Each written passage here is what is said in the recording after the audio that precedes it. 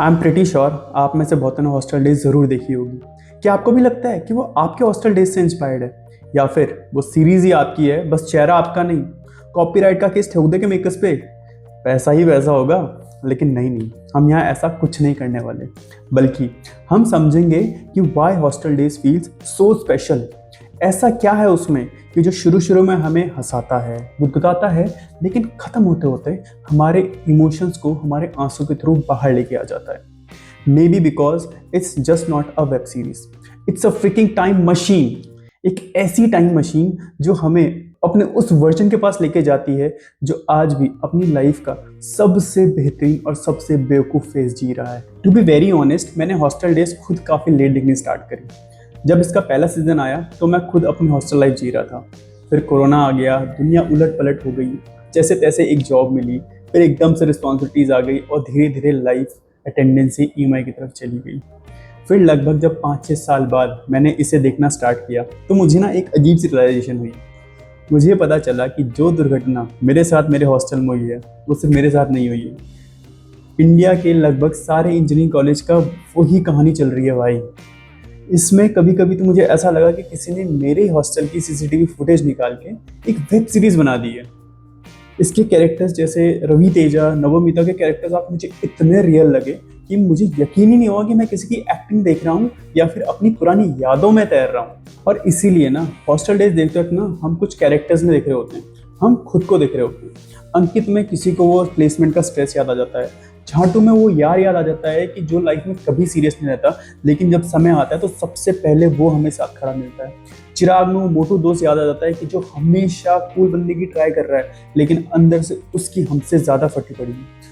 और जाट जैसे लॉन्डोज तो पूरा हॉस्टल भरा रहता था भाई, वो वेट करते थे कहीं एक छोटा सा पंगा हो जाए, सबसे पहले हाथ ना उन्होंने छोड़ना है। फिर चाहे वो बगल वाली विंग का लौंडा हो, सिक्योरिटी गार्ड हो, या पूरे कॉलेज का डीन ही क्यों ना हो। लेकिन हॉस्टल डेज की सबसे बड़ी अचीवमेंट ये नहीं है कि उसमें इतने रियलिस्टिक और मेमोरेबल कैरेक्टर्स हैं। उसकी सबसे बड़ी अचीवमेंट ये है कि उसने उन मोमेंट्स को कैप्चर किया है जो हमें उस समय काफ़ी नॉर्मल लगते थे। जैसे रात के 2 बजे मैगी खाना, 10-15 लड़कों का एक ही रूम में घुस के घंटों घंटों मिली मिलीशिया और पबजी खेलना, एक छोटे से मासबन के लिए पूरा मिलिट्री लेवल कोविड ऑपरेशन चलाना, और इनमें से सबसे अनबिलीवेबल चीज़, जिन प्राणियों को अपने सब्जेक्ट की बुक का भी ना पता हो, उनका एक रात पहले एग्जाम से पूरा सिलेबस ऐसे गटक जाना जैसे हम आजकल वीकेंड्स पे बियर की कैन गटक रहे हैं। उस वक्त ना ये सब नॉर्मल लगता था, लेकिन आज लगता है कि वही तो ज़िंदगी थी यार। और पता है हॉस्टल लाइफ की सबसे अजीब बात बताऊँ क्या थी? हम सब वहाँ से बस निकलना चाहते थे। हर सेमेस्टर लगता था कि यार बस डिग्री मिल जाए और मैं यहाँ से भाग जाऊँ। लेकिन आज जब सब खत्म हो गया है तो कभी कभी लगता है कि यार फिर से एक बार वही रूम मिल जाए, वही कॉरिडोर, वही लोग, वही वक्त होती, बस एक बार और शायद इसीलिए हॉस्टल डेज देखना ना थोड़ा मुश्किल भी हो जाता है, बिकॉज ये सिर्फ नॉस्टैल्जिया ट्रिप नहीं देती है, ये हमें याद दिलाती है कि वक्त इतनी जल्दी निकल जाता है। जिन दोस्तों के साथ हम रोज़ मिलते थे आज उनसे महीनों तक बात नहीं होती है। जो बिना नॉक किए हमारे रूम में घुस जाते थे आज उनसे मिलने के लिए कैलेंडर चेक करना पड़ता है भाई।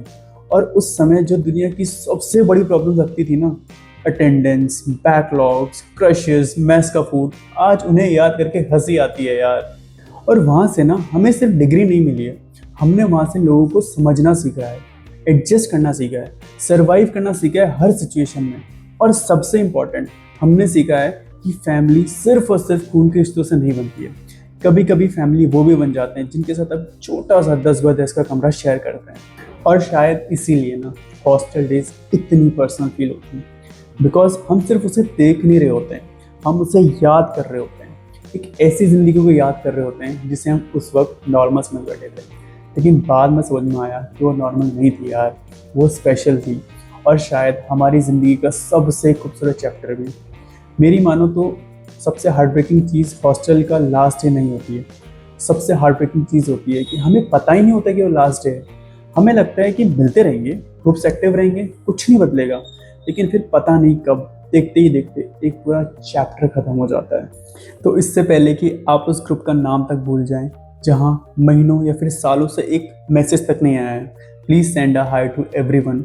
और अगर इस वीडियो ने आपको एक भी पुरानी याद दिलाई हो तो इसे उन लोगों के साथ ज़रूर शेयर करें, उन दोस्तों के साथ ज़रूर शेयर करें जिनके साथ आपने अपनी हॉस्टल डेज जिए हैं, और उन लोगों के साथ शेयर करें जिनकी लाइफ का एक हिस्सा आपने जिया है और जिनकी लाइफ का एक हिस्सा आज भी आपके अंदर कहीं ना कहीं ज़िंदा है। मैं मिलता हूँ आपको अपने अगले वीडियो में।